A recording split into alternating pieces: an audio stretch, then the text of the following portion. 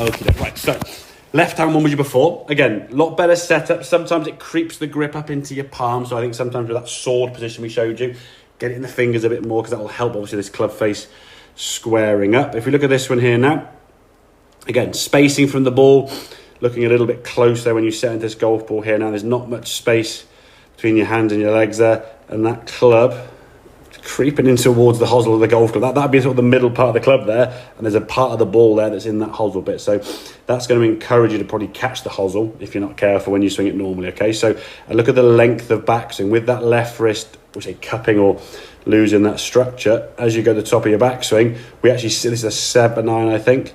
The left wrist now, we can see it. The club actually comes up the back of your head there in the back. There you go.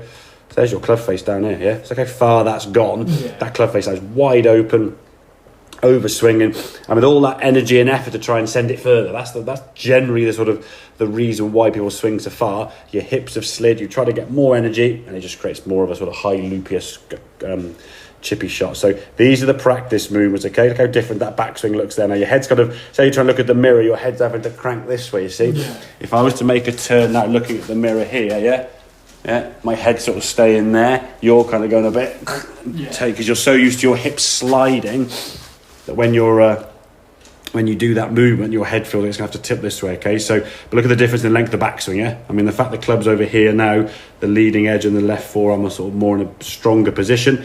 That means now when you come back to the golf ball, the club's going to be aiming more to this side of the target, whereas this position, the club's aiming there. And if the club's aiming over there, you got to scoop it, yeah? You just, if you don't, the ball will just keep going right all day, and eventually you just get frustrated and do something, which would either be aiming further left, scooping the hands, or coming over the top and hitting that noodle here on the outside. Okay, so you need to practice this movement over and over again to the point where it feels more natural.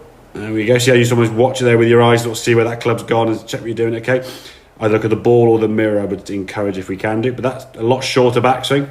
So you've done that for sort of 4, 5, 6, 7 different movements, 8 movements. Okay, then we step in the golf ball, as I said, middle of the club, middle of the ball. Okay, that's a better start position.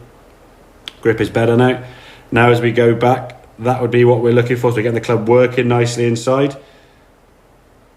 That was your practice movements there. Now watch, the left wrist is flatter, but it still keeps going. There, now we can't see the club, but you've actually turned more. I mean, the fact your head's looking back this way again means you're trying in your mind just to get the biggest turn you possibly can. And it's in some ways when people are losing yard, it's like young kids kicking a football. They want to be the biggest kicker in their primary school, so their run-up's about 50 metres, By the time they get back to the goal ball, they're just, and that's in a sense almost like what your club is like. It's gone back so far and so much twisting that when you come back to the ball, a lot of energy's been lost, because of the way that club face is positioned in your swings. As you come back to this golf ball here now, club coming down at a really good position there in terms of left, the club shaft through your right forearm, coming back more from the inside, better strike as we can see. Now you slightly caught the mat on this one, okay, but at least the club face was square. You sent this one down the range a lot straighter. It was carrying about 120 or 115, and it's hitting the ball further because of more efficiency rather than trying to hit it harder, or swing it longer. So in summary, you've got to adjust or be careful of that grip. Sword position, get your left hand in the right spot just to make sure it doesn't get too high up in the palm up here. It needs to be sitting down in the fingers. Think where you'd hold your golf bag if you're carrying it to the range, you sort of grip it in your fingers down there. You wouldn't have it with your palm underneath this way, okay? So get in the fingers and a lot looser, okay? Then we're going to focus on that twisting of the hip and that revving of the engine. So right hip, rotate, and that revving of that left wrist. I think you said you felt it more in that left wrist. So that's the movement and the position you're trying to create.